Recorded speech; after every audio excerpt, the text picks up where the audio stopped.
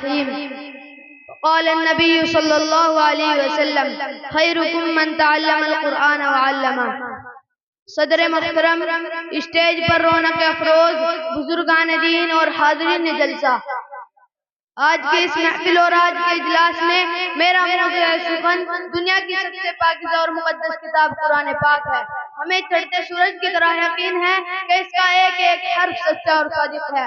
وہ قرآن پاک جس کی زبان مقدس، بیان مقدس اور جو فصاحت و بلاغت کا ٹھاٹھے مار سمندر ہے، جس کے متعلق ارشاد ربانی ہے۔ قرآن وہ کتاب ہے جس کے صادق اور برحق ہونے میں کوئی شک و شبہ نہیں، کہ جس کے بارے میں محسن انسانیت حضور پاک صلی اللہ علیہ وسلم نے ارشاد فرمایا کہ تم میں سب سے بہتر وہ شخص ہے جو قرآن کو سیکھے اور سکھائے۔ دعا کیجئے خداوند قدوس ہم سب کو قرآن کی دولت سے مال فرمائے، آمین۔ نوجوان دوستوں، قرآن رب ذوالجلال کی طرف سے عطا کردہ وہ حسین تحفہ ہے کہ جس نے 23 برس کی قلیل مدت میں سارے عالم میں انقلاب برپا کر دیا کہ بڑے سے بڑے فصحاء، بلغاء، ادباء اور شعراء حیران و ششدر رہ گئے، جس کی آیتوں کو سن کر پتھر دل موم ہو گئے۔ دوستوں، یہی وہ قرآن ہے جو رہتی دنیا تک کے انسانوں کے لیے سراپا ہدایت و رحمت ہے۔ یہی وہ قرآن ہے جس نے رسول کی رسالت کو آزاد بخشا۔ یہی وہ قرآن ہے جس نے پرمردہ قلوب کو تازگی بخشی۔ ہاں، یہی وہ قرآن ہے جس کی برکت سے جنات و شیاطین کا آسمانوں پر جانا بند ہوا۔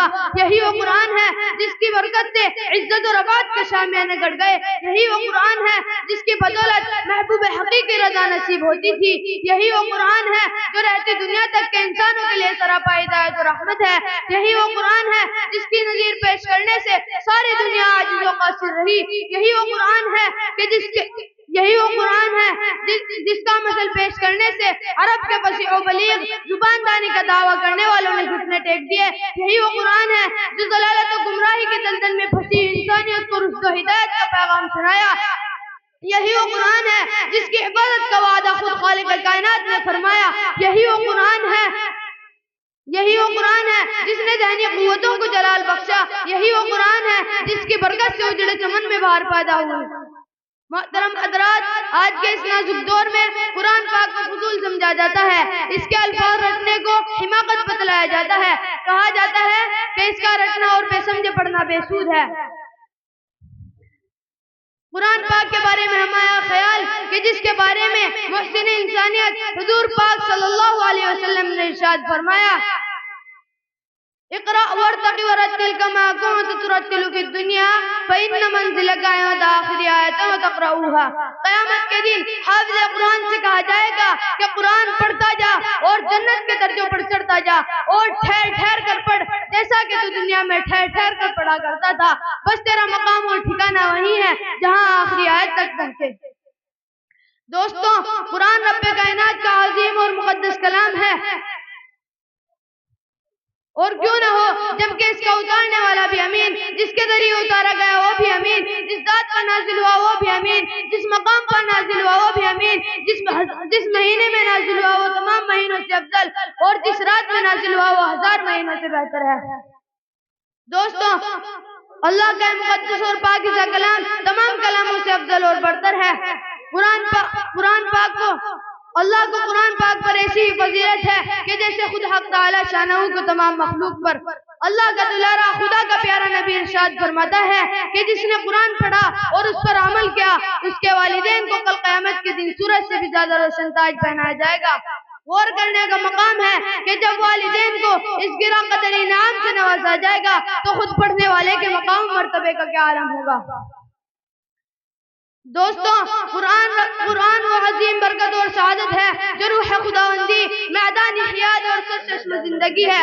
وہ عرب قوم جو پشت سے مردہ چلی آ رہی تھی، جو دنیا جس کو ذلیل اور حقیر جانتی تھی، کوئی ان کو جاہل عرب کا خطاب دیتا، کوئی ان کو جاہل مکہ کہتا، لیکن جب قرآن آیا تو جس کا نام جاہل عرب تھا صحابہ اکرام ہو گیا۔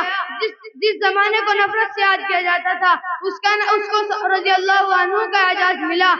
جس زمانے کا نام جاہلیت تھا اس زمانے کا نام خیر القرون ہو گیا۔ وہ مردہ قوم جو کروٹ نہیں لے سکتی تھی، طاقت و قوت سے ایسی ہو گئی کہ جس نے قیصر و کسریٰ کا غرور خاک میں ملا دیا، بڑی بڑی سلطنتوں اور حکومتوں کا تختہ الٹ دیا۔ مسلمانوں سمجھو اور ہوشیار ہو جاؤ، غفلت کا پردہ چاک کر دو، قرآن پاک سے وابستہ ہو جاؤ، ورنہ یاد رکھو تاریخ ہمیں کبھی معاف نہیں کرے گی۔ وعدہ غلب ہے مومن کے لیے قرآن میں، وعدہ غلب ہے مومن کے لیے قرآن میں، پھر جو تو غالب نہیں کچھ ہے کسر ایمان میں۔ محترم حضرات، اگر ہم ماضی کی طرح اپنے حال و مستقبل کو روشن اور تابناک بنانا چاہتے ہیں، جن حضرات کے نکاح ہونے ہیں وہ آگے آ جائیں، اسٹیج پر آ جائیں۔ جن کے نکاح ہونے ہیں اسٹیج پر آ جائیں۔ اگر ہم ماضی کی طرح اپنے حال و مستقبل کو روشن اور تابناک بنانا چاہتے ہیں، نحمدہ و نصلی وما علینا الا البلاغ۔